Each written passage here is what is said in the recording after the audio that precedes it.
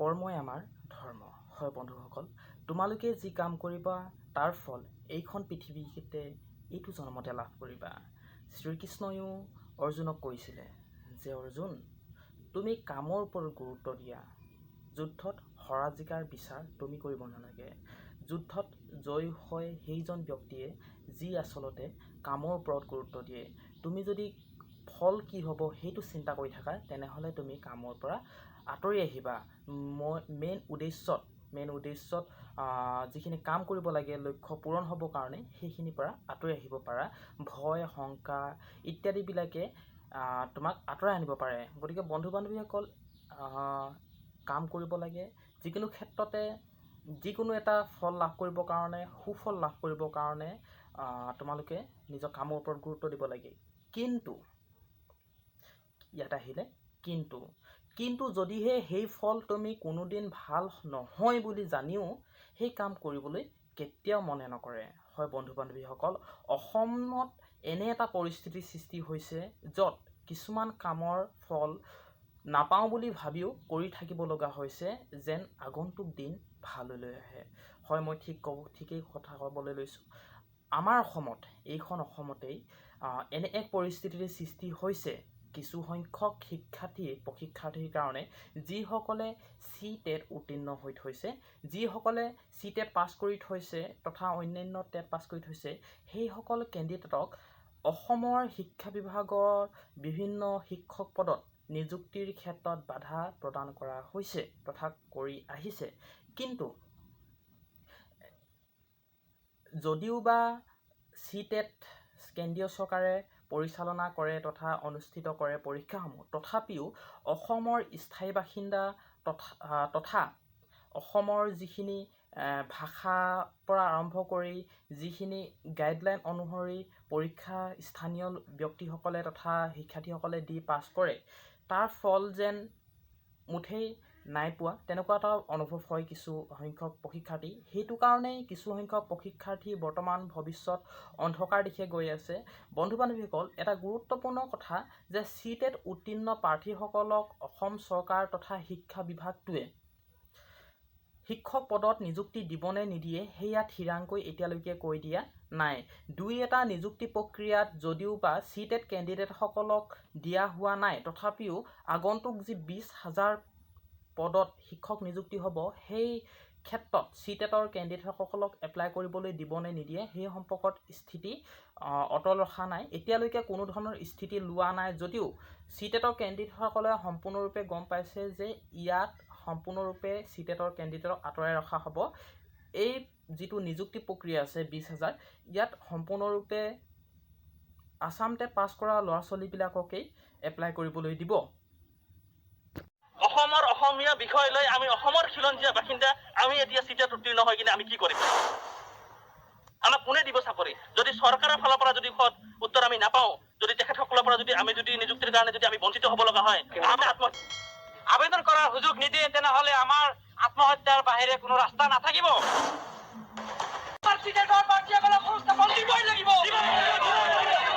CTETৰ প্ৰাৰ্থীসকলক সংস্থাপন দিব লাগিব।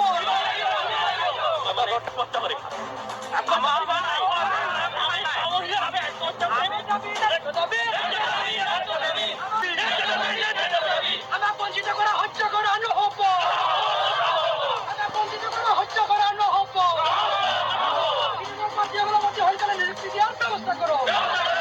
আমি এনেকুৱা কৰি আছো কাৰণ আমি আজি শংকিত হৈছো, কাৰণ চাওক যেতিয়া এডভাৰটাইজমেণ্ট ওলালে তেতিয়া CTETক বঞ্চিতকৰণ কৰা হ'ল, কাৰ্বি আংলঙত CTETক বঞ্চিতকৰণ কৰা হ'ল।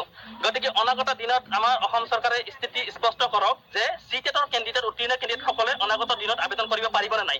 ইতিমধ্যে বিধানসভাত আমিনুল ছাৰ, আমাৰ শইকীয়া ছাৰ, মৃণাল শইকীয়া ছাৰ আৰু লগতে আমাৰ কমলক্ষ্য ছাৰ, তেখেত তিনিওজনে আমাৰ বিষয়টো উপস্থাপন কৰিছে যদিও আমি সদুত্তৰ বিচাৰিছো আৰু আমাৰ যাতে কিবা এটা ব্যৱস্থা কৰি দিয়ে, ভাল পদক্ষেপ আমাৰ যাতে অনাগত দিনত আমাক আবেদনৰ সুযোগ দিয়ে, এইটোও চৰকাৰৰ ওচৰত আমাৰ কাটৰ অনুৰোধ। কাৰণ আমি অসমৰ অসমীয়া বিষয় লৈ আমি অসমৰ খিলঞ্জীয়া বাসিন্দা আমি আৰু সেইকাৰণেই অসম চৰকাৰৰ তথা শিক্ষা বিভাগলৈ কাটৰ অনুৰোধ চিটেট উত্তীৰ্ণ প্ৰাৰ্থীসকলক যে আমাক চাকৰি পাওঁ নাপাওঁ সেইটো কোনো ধৰণৰ কথা নাই, আমাক মুঠতে আবেদন কৰিবলৈ সুবিধা দিয়ক। আমাক চাকৰি দিব নিদিব সেয়া পিছত বিচাৰ হ'ব, আমাৰ মাৰ্কছ কিমান কম কিমান বেছি সেয়া পাছত আহিব। যিহেতু আমি অসমৰে স্থায়ী বাসিন্দা, যিহেতু আমি অসমৰে সন্তান, যিহেতু আপোনালোক মন্ত্ৰী আছে, আমি আপোনালোকৰে সন্তান, আমি আপোনালোকৰ তেজৰ নহ'লেও আমি ঘনিষ্ঠ সম্পৰ্কীয় ব্যক্তি। যিহেতু আমি নিজকে পৰিচয় দিওঁ এজন অসমীয়া হিচাপে, আমি বহু আশা কৰি আপোনালোকক মন্ত্ৰীৰ পদত বহুৱাইছিলোঁ। ইয়াত এটা গুৰুত্বপূৰ্ণ কথা, ডক্টৰ হিমন্ত বিশ্ব শৰ্মা অসমৰ শাসক দল হওক বা বিৰোধী দল হওক, অসমৰ গঞা হওক বা চহৰীয়া হওক, অসমৰ যুৱক চাম হওক বা বৃদ্ধাশ্ৰম হওক, সকলো চামেই কিন্তু ডক্টৰ হিমন্ত বিশ্ব শৰ্মা ডাঙৰীয়াৰ ওপৰত বহুতখিনি ভৰসা কৰে। আৰু সেয়ে সম্পূৰ্ণৰূপে ভৰসা কৰিয়ে ডক্টৰ হিমন্ত বিশ্ব শৰ্মা ডাঙৰীয়া হয়তো পাহৰি যাব পাৰে। এইটো মই পুনৰ আঙুলিয়াই দিছোঁ আৰু সোঁৱৰাই দিছোঁ যে ডক্টৰ হিমন্ত বিশ্ব শৰ্মা ডাঙৰীয়া ছাৰক অসমৰ চিটেট কেণ্ডিডেটসকলে এটা আশা কৰিয়েই এক নতুন মুখ্যমন্ত্ৰীৰ ৰূপত বিচাৰিছিলে, কাৰণ বিশ্বাস আছিলে যে হিমন্ত বিশ্ব শৰ্মা ডাঙৰীয়াই চিটেট কেণ্ডিডেট তথা অসমৰ নিবনুৱা চামলৈ এক সুনাম কঢ়িয়াই আনিব আৰু অসমীয়া যিমানখিনি নিবনুৱা যুৱক যুৱতী আছে শিক্ষা কেন্দ্ৰতেই নহওক অন্যান্য ক্ষেত্ৰখনতো সকলোকে চাকৰি প্ৰদান কৰিব। আৰু সেয়েহে সকলো লোকে যিদিনাখনে হিমন্ত বিশ্ব শৰ্মা ডাঙৰীয়াই মুখ্যমন্ত্ৰী পদত বহিছে বা বিজেপি ভাজপা দলটো কেন্দ্ৰীয় তথা অসমৰ ৰাজ্যিক যি চৰকাৰ গঠন কৰিছে সেই ক্ষেত্ৰত সকলোৱে আদৰণি জনাইছে আৰু সম্পূৰ্ণ বিশ্বাস হৈছে যিকোনো কৰোণা কালতেই হওক বা অন্যান্য কাৰণতে বিভিন্ন ক্ষেত্ৰত প্ৰতিভাৱান ব্যক্তি এজন হৈছে ডক্টৰ হিমন্ত বিশ্ব শৰ্মা ডাঙৰীয়া। আৰু সেই ব্যক্তিজনকে বাৰম্বাৰ অনুৰোধ কৰিছে চিটেট কেণ্ডিডেটসকলে যে আপোনালোকে আমাক আবেদন কৰিবলৈ সুবিধা দিয়ক। বহুতকেইজনে এনেকুৱা এটা অৱস্থিতিৰ সৃষ্টি কৰিছে, এনেকুৱা এটা পৰিৱেশৰ সৃষ্টি কৰিছে, যদিহে আবেদন কৰিব নিদিয়ে তেনেহ'লে আত্মহত্যা পৰ্যন্ত পথ বাছি ল'ম বুলি কৈছে। এইটো বহুত দুখ লগা কথা, কাৰণ এজন শিক্ষাৰ্থীয়ে ক্লাছ 1ৰ পৰা ডিগ্ৰী পাছ কৰি MA পাছ কৰি তথা DLED উত্তীৰ্ণ হোৱালৈকে বহুতখিনি ষ্ট্ৰাগল কৰিব লগা হয়। কাৰণ তোমালোকে যি সময়ত এজন ল'ৰাই দেউতাকৰ টকা লৈ ফুৰিবলৈ যায়, পূজা চাবলৈ যায়, বিহু চাবলৈ যায়, সেই সময়ত ক'ৰবাত চিনেমা চাবলৈ যায়, সেই সময়ত এজন যি শিক্ষিত ছাত্ৰ তেওঁ এই সকলোবোৰ ত্যাগ কৰি সম্পূৰ্ণৰূপে এখন টেবুলত সোমাই পৰিব লগা হয় এটা আশাত যে ভৱিষ্যতটো মোৰ সুন্দৰ হ'ব। ভগৱানে এটা ভৱিষ্যত দিয়ে, ভগৱানে এজন ব্যক্তিক এটা ভৱিষ্যত দিয়ে। সেই ভৱিষ্যতটো হ'ব লাগে প্ৰথম অৱস্থাত ভৱিষ্যত ভাল হয় বা দ্বিতীয় অৱস্থাত। মানুহৰ দুটা, এটা চাম যদি সুখ হয় এটা চাম দুখ হয়। কিন্তু যি হওক এতিয়া বৰ্তমানে দেখা গৈছে যে যিজন ব্যক্তিৰ সৰুতে সুখ হয় সেইজন ব্যক্তিয়ে পাছতো সুখ হয়। কিন্তু যিজন শিক্ষাৰ্থী সৰুৰ পৰাই দুখত পঢ়ি আহে তেওঁ এটাই চিন্তা কৰি পঢ়ে, অশেষ চেষ্টা কৰে যে মোৰ ভৱিষ্যতটো সুন্দৰ হ'ব, মই এতিয়া বহুত কষ্ট কৰিছোঁ, মোৰ ভৱিষ্যতটো সুন্দৰৰ বাবে সি সম্পূৰ্ণৰূপে ত্যাগ কৰি দিয়ে। লগৰ সমনীয়াক ত্যাগ কৰে, নানা ধৰণৰ উৎসৱ পাৰ্বণ ত্যাগ কৰে, নানা ধৰণৰ অনুষ্ঠান ত্যাগ কৰে। কি কাৰণে? এটা সোণালী ভৱিষ্যতৰ কাৰণে। এখন চৰকাৰে সিহঁতলৈ সোণালী ভৱিষ্যত কঢ়িয়াই আনিব সেই আশাৰে পঢ়ে। কিন্তু যদিহে চিটেট প্ৰাৰ্থীসকলে ইয়াত এপ্লাই কৰিব নাপাৰে বৰ দুখৰ কথা। কাৰণ চিটেটৰ মই এইটো নহয় যে আছাম টেট বেয়া বা চিটেট ভাল, সেইটো ক'ব বিচৰা নাই। কৈছোঁ যে আছাম টেট তথা চিটেট যিসকলে টেট পাছ কৰিছে ইহঁতক এপ্লাই কৰিব দিব লাগে।